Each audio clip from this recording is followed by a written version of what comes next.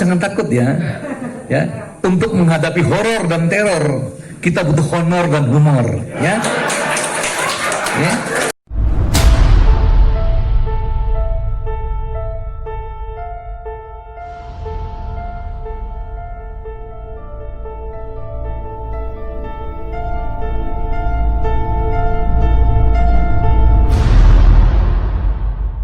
Pada saat sedang kita kepepet begitu. Ekonomi kerumunan saya kira benar adanya, tapi perlu saya clearkan beberapa hal. Fenomena kontribusi UMKM di berbagai negara, bukan hanya di Indonesia, di negara maju sekalipun, Jepang, Singapura, Amerika bahkan, itu memang kontribusinya signifikan. Saya kira di atas 90. Pelakunya maupun juga kontribusi terhadap lapangan pekerjaan maupun juga kepada PDB juga sama tingginya, walaupun yang membedakannya adalah kriteria Pak Firmansa, kriteria. Jadi kalau kita di Indonesia UMKM itu standarnya usaha mikro tadi itu batasnya modalnya di bawah 50 juta. Apakah di negara yang lain, di Jepang ada usaha mikro juga? Ada, tapi batasnya lebih tinggi dari itu. Jadi perlu saya sampaikan dua hal. Kontribusi UMKM di berbagai negara manapun sangat besar. Cuman memang standarisasi kelas kriterianya berbeda satu negara dengan yang lain. Kalau mau jujur di Indonesia saat ini tadi dikatakan oleh Pak Hendrawan sama, walaupun Undang-Undang 20/2008 itu sudah ada sejak 2008, tapi tiap kementerian punya ajiannya masing-masing menentukan kecil besar. Ini setuju saja. Kementerian Perindustrian, industri kecil ada menggunakan standar tenaga kerja. Undang-Undang 20 menyampaikan sebagai modal dan juga volume penjualan. Yang sekarang kita coba samakan gerak melalui Undang-Undang Cipta Kerja. Undang-Undang Cipta Kerja itu mencoba untuk konteks ini, saya nggak mau hal-hal yang lain. Pak Hendrawan ini di balik ya, Pak Hendrawan, untuk Cipta Kerja. Kita coba satukan definisi supaya apa? Supaya kita sebagai bangsa memiliki pemahaman yang sama tentang UMKM ini. Saya perlu menegaskan ini karena belakangan ini UMKM itu banyak, hampir semua kementerian ngomong UMKM sekarang. Menteri Luar Negeri juga bicara tentang UMKM. Semua. Tapi yang menarik, banyak saat ini media juga menanyakan, Pak, apa artinya UMKM sih? Apa bedanya dengan UKM saja? Mohon maaf, kemarin banyak juga pertanyaan-pertanyaan yang saya senyum-senyum saja begitu ya. Jadi selama ini memang hanya bisa menyebutkan, tapi untuk mendefinisikan dan juga mengartikan, ini kita bisa masih bervariasi. Jadi perlu saya sampaikan, kriteria dan karakteristik UMKM seperti itu kondisi saat ini. Sekarang pertanyaan substantif mungkin, bagaimana ekonomi kerumunan ini menjadi sebuah aset nasional, aset bangsa di tengah masa-masa krisis seperti ini? Ini yang paling penting. Kalau menurut saya, sebetulnya kalau kita mau jujur, kita memang sejak didirikan kita sepakat para pendiri bangsa ini dengan ekonomi gotong royong. Begitu Pak Hendrawan ya. Yang memiliki makna adanya kesempatan bagi halayak ramai, masyarakat luas untuk berkiprah di dalam kegiatan ekonomi. Nah, tetapi betul kata Pak Rektor, kita tidak mungkin terus-terusan membiarkan ekonomi kerumunan itu menjadi sesuatu yang begitu adanya. Ingat tadi terminologinya UMKM itu usaha maneh kuma maneh, usaha kamu urus saja masing-masing begitu. Tidak boleh terjadi. Nah, korporatisasi UMKM atau kelembagaan kelembagaan UMKM yang kuat ini dibutuhkan. Sejak lama saya bicara, UMKM apabila head to head dibiarkan begitu saja, kita kalah bersaing dengan pelaku usaha sekelas itu di Singapura, Malaysia. Kita coba lihat saja. Jika suku bunga kita kalah, jadi kalau mau mulai usaha, UMKM kita belum apa-apa, sudah kalah dengan rekan-rekan di negara jiran itu. Ngurus perizinan kita lebih sulit dan lain sebagainya. Saat ini jujur saja saya sampaikan, mohon maaf, di masa Pak SBY pun saya di Dewan Pertimbangan Presiden, staf ahli Dewan Pertimbangan Presiden. Saya tidak memahami dari dua hal yang berbeda secara politis. Saya hanya menyampaikan saat ini sudah mulai ada perbaikan-perbaikan. Tingkat suku bunga melalui kebijakan KUR yang terus menurun. Terus diakui. Perizinan dengan OSS membuat perizinan tidak lagi mahal dan lama. Cepat. Ya. Kemudian juga, ya Pak? Tidak berhubungan dengan orang. Ya. Kemudian juga masalah infrastruktur yang membuat ekonomi kita mahal dulu, sekarang sudah dibangun di mana-mana. Saya kira sudah menuju kita on the track lah. Nah, tapi tidak mungkin lagi sekali lagi UMKM ini berjalan sendiri-sendiri. Itulah sebetulnya soal filosofis koperasi lahir sejak abad 18. Koperasi itu sebetulnya kerumunan yang formal, ya, kelembagaan ekonomi yang membuat skala ekonomi dari anggotanya semakin baik. Seperti filosofisnya begitu. Tapi jujur saja sekian lama kita memang memahami koperasi dari perspektif yang lain. Sudahlah kita lupakan, kita juga tidak punya waktu saling menyalahkan dari generasi ke generasi yang lain. Tapi ke depan memang koperasi itu sebagai instrumen bagi perkuatan daya saing UMKM. Clear sudah? Saya termasuk orang yang objektif lah. Kalaupun ada hal yang harus dikritisi, saya tajam kalau mengkritisi. Tapi kalau melihat bahwa saat ini punya niat baik, ya kita lihat dulu. Mungkin Desember nanti saya akan lebih keras ke Pak Ruli gitu ya. Hari ini ya kita lebih baik mempertajam saja. Contoh, kalau memang akan memenuhi asas keadilan di dalam pelaksanaan program sosial jaring pengaman sosial, saya kira masih banyak yang tertinggal. Dan kalau tadi melihat ukuran UMKM, justru saya bertanya, tadi bisik-bisik juga, petani masuk nggak sih gitu? Petani itu kan, itu usaha kecil itu, usaha kecil Pak. Apalagi rata-rata di Indonesia kepemilikan lahan itu antara 300 sampai 500, apa itu, 3.000 sampai 5.000 meter persegi. Artinya setengah hektar lah gitu ya, sepertiga atau setengah hektar. Nah ini kan skalanya skala mikro itu Pak. Kalau skala keekonomisannya kan 2 hektar. Pak Pis mana? Pak Pis, oh, nggak ada. Nah kalau skala keekonomisan 2 hektar, berarti di bawah 2 hektar itu adalah usaha bisa masuk kategori kecil dan mikro. Nah oleh karena itu udah tersentuh tidak? Berapa jumlah? Ada sekitar 26 juta Pak.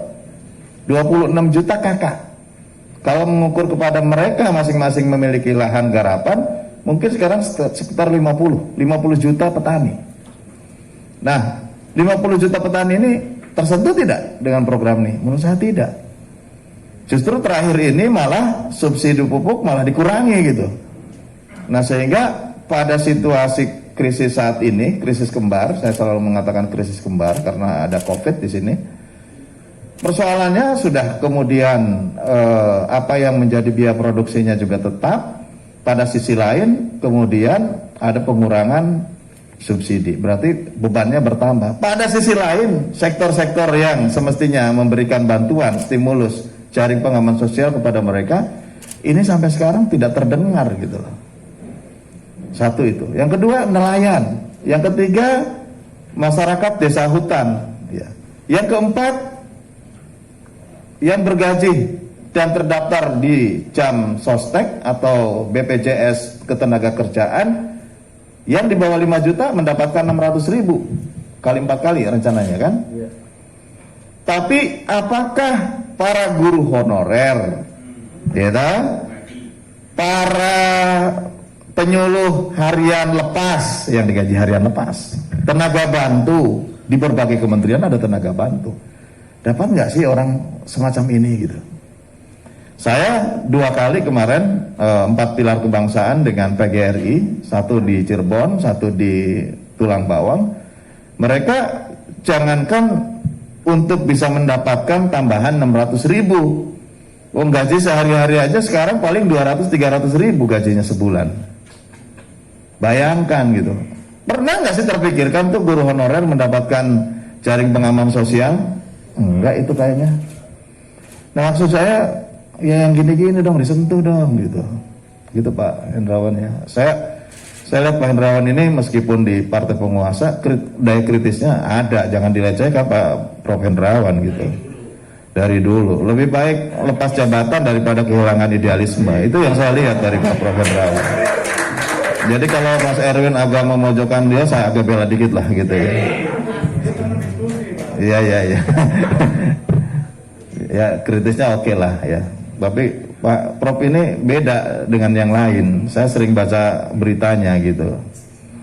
Gak pernah juga memojokkan lawan, gak pernah memojokkan pemerintahan lalu. Pak SBY dimojokkan, Pak Prof Hendrawan gak pernah. Tapi kalau diserang pasti membela gitu. Tapi sekarang kayaknya sih terima-terima aja lah ya Pak ya. Bagus juga soalnya teorinya bagus juga tuh. Gak sesuai dengan teorinya Pak Pis. Nah maksud saya, kalau melihat secara keseluruhan, memang masih banyak kekurangan-kekurangan. Apalagi kalau tadi diukur oleh Mas Erwin tadi, dikritisi. Sumbernya dari mana sih? Dari hutang. Secara jangka pendek, ya memberikan daya dukung terhadap ketahanan ekonomi kita. Tapi Pak Pis, coba bayangkan kalau kemudian defisit anggaran kita antara 5-6% gitu ya. Setiap tahunnya yang dulunya mungkin antara 1,7 maksimum 1,7 sebetulnya dulu defisit anggaran kita. Ini kalau 3 tahun berturut-turut ya sesuai dengan Perpu sampai tahun 2022. Bagaimana nanti 2003-2004 karena beban hutang pasti akan menjadi beban APBN gitu. Saya masih belum mendapatkan pencerahan tuh Pak Pis ya. Namun demikian tentu ini adalah upaya pemerintah untuk menyelamatkan ekonomi kita. Tapi pada sisi lain bagaimana dengan jangka waktu ke depan?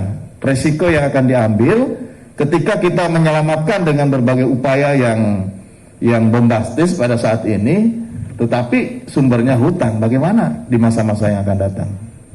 Kan berarti akan menjadi faktor pengurang pada anggaran belanja yang akan datang ketika kemudian defisit anggaran dikembalikan kepada undang-undang yang maksimum 3%. Belum lagi tadi rasa keadilan untuk para tenaga kerja lainnya yang tentu tidak ternaungi oleh program-program. Karena di Kementerian Koperasi UMKM kebanyakan industrinya itu yang skalanya mikro, menengah, kecil kepada sektor pengolahan. Sektor pengolahan saja, dia yang mengolah dari bahan baku menjadi bahan jadi itulah. Nah, tapi kalau yang dia ada di budidaya, bagaimana tuh yang para pekebun-kebun dia hanya nanam singkong selebar setengah hektar misalkan, dia hanya punya kebun mangga 2 hektar, kebun mangga 2 hektar itu musiman menurut saya kurang ekonomis juga gitu. Itu skala menengah. Bagaimana dengan yang mereka nanam sayur-sayuran di Lembang sana yang skalanya paling 2000 meter, 1000 meter, 2000 meter. Mereka kalau saya tanya di sana berjualan juga hanya hari ini berpanen, hari ini untuk mendapatkan uang, hari ini pula dia untuk mendapatkan benih yang lain, dan selanjutnya mereka juga tidak survive untuk bisa menyimpan dan menyekolahkan anak lebih jauh. Apakah ini masuk tidak di dalam usaha kecil menengah? Itu pertanyaan yang belum terjawab sampai sekarang. Karena apa? Memang sektoral sekali, makanya saya tidak aneh kalau tadi ada datanya Pak. Ekonomi pasar, itu message-nya. Jadi kalau kurang yakin, saya mendukung koordinator wartawan, ya kita cari dana lah, ya untuk lokakarya. Ya saya bersedia meluangkan waktu 3 jam, ya karena kalau Pak Fis dibesarkan dalam tradisi filsafat Prancis, saya dibesarkan dalam tradisi filsafat Belanda dan Jerman. Ya, saya lulusan dari Vrije Universiteit Amsterdam. Ya, jadi saya masih memegang rekor Muri, ya, Museum Rekor Indonesia sebagai dekan termuda, beliau sebagai guru besar termuda. Ya, jadi komplit kan? Oke. Yang kedua, acara ini acara MPR, bukan acaranya Kementerian Koperasi. Nggak tahu yang memberi honor siapa nanti. Ya, loh, kalau bicara honor jangan takut ya. Ya, untuk menghadapi horor dan teror kita butuh honor dan humor, ya. Ya. Nah, jadi karena ini acara MPR, ada 2 tab MPR yang penting sekali yang selalu setiap kali kami bertemu di MPR selalu kita ingatkan. Yang pertama tab MPR nomor 16 tahun 1998. Ya, TAP MPR tentang politik ekonomi dalam rangka demokrasi ekonomi. Jadi demokrasi ekonomi artinya apa? Demokrasi ekonomi artinya membuka ruang gerak yang sebesar-besarnya untuk ekonomi kerakyatan. Seperti dikatakan oleh John F. Kennedy, jika negara tidak bisa melindungi mereka yang jumlahnya besar, yang miskin dan kecil, negara juga tidak akan bisa melindungi mereka yang kaya dan borjuis yang jumlahnya sedikit. Ya, jadi itu sebabnya marilah kita terus-menerus menggalang semangat, sinergitas, ya, solidaritas untuk terus-menerus ya berpihak kepada mereka yang dalam proses mungkin persaingan dan seterusnya tidak mendapatkan benefit yang besar sebesar seperti yang dikatakan oleh tadi filsuf kita, ya, filsuf dari Riau ini, orang-orang elit, ya, padahal orang-orang elit ini juga ya seperti Pak Herman, kami ini kan juga terus-menerus memberi perhatian yang besar. Terus yang kedua TAP MPR, nah ini loh, ini yang menjadi biang keladi dari semua masalah bangsa kita adalah TAP MPR nomor 6 tahun 2001 tentang etika kehidupan berbangsa. Itu sebabnya dalam rapat kemarin terakhir Badan Pengkajian saya mengatakan anggota DPR yang reses harus juga mensosialisasikan TAP MPR ini. Sebab apa? Sekarang orang sudah tidak menyadari lagi bahwa ya tanggung jawab, kekuasaan, kewenangan yang dimilikinya pada dirinya melekat tanggung jawab etis. Ya, jadi kepada John, kepada tadi Erwin ini jadi jangan Mas ya. Erwin ini selalu kritis, memang dia dibayar untuk kritis. Ya. Kalau dia tidak kritis, Prof, dia dipotong honornya. Ya. Jadi saya kira itu, jadi saya ulangi lagi. Terima kasih moderator untuk pertemuan yang luar biasa sore hari ini. Ya, bila kuda sedang merumput, bolehlah sapi dilepaskan. Bila ada hal-hal yang luput, bolehlah kami dimaafkan. Terima kasih. Langsung ya. Baik, langsung saja.